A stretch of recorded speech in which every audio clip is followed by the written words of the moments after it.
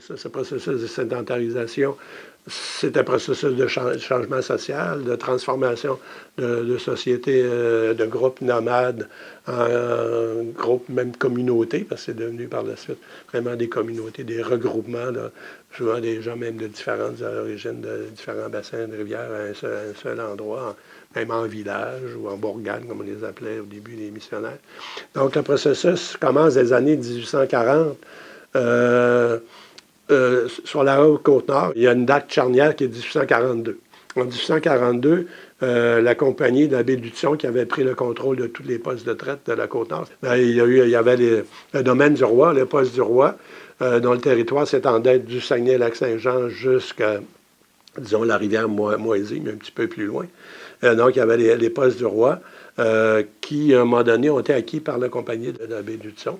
Et ensuite, la baie d'Hudson aussi a étendu sa présence sur la moyenne et la Basse-Côte-Nord. Donc, en 1842, la compagnie qui avait le monopole de la traite, et surtout le monopole territorial, exclusif, il n'y avait personne qui avait le droit de s'installer sur les territoires, sauf la compagnie et les employés de la compagnie.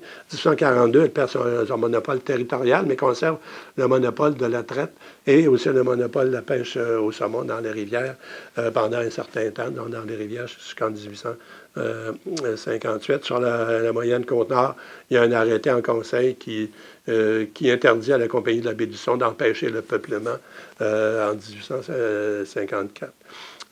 Donc, mais sur la Haute-Côte-Nord, à partir de 1842, les compagnies forestières et puis des individus qui manquaient de terre. Donc, on sait que à cette époque-là, déjà, il manquait de terre dans la vallée du Saint-Laurent, et en particulier dans la région de Charlevoix.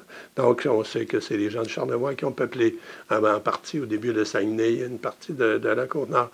Donc, il y a eu un envahissement très, très rapide du territoire de la Haute-Côte-Nord à partir des années 1800 et 1840. Ce que j'appelle la colonisation agroforestière, mais c'est peut-être plus forestier qu'agricole, parce qu'évidemment, c'est des territoires assez marginaux pour l'agriculture.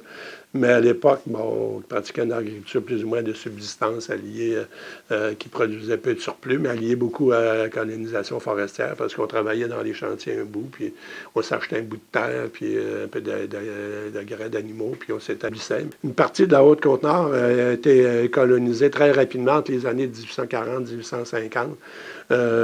Tout ce qui était bassin forestier facilement exploitable, il y avait des gros arbres, surtout des pins à l'époque, pour produire des bio, de sillage qui étaient souvent exportés. Où il y avait aussi, on a établi aussi des scieries en embouchure de plusieurs rivières.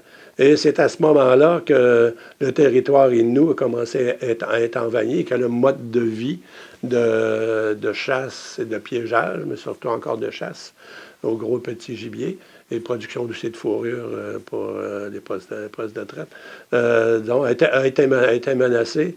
Et les Inuits aidés, bon, on ne sait pas d'où vient l'initiative, par les missionnaires ou par les Inuits, mais en tout cas, les Inuits et les missionnaires, les Oblats, dont on parle à partir de 1844, ont adressé plusieurs pétitions, ont fait des pressions sur les autorités gouvernementales.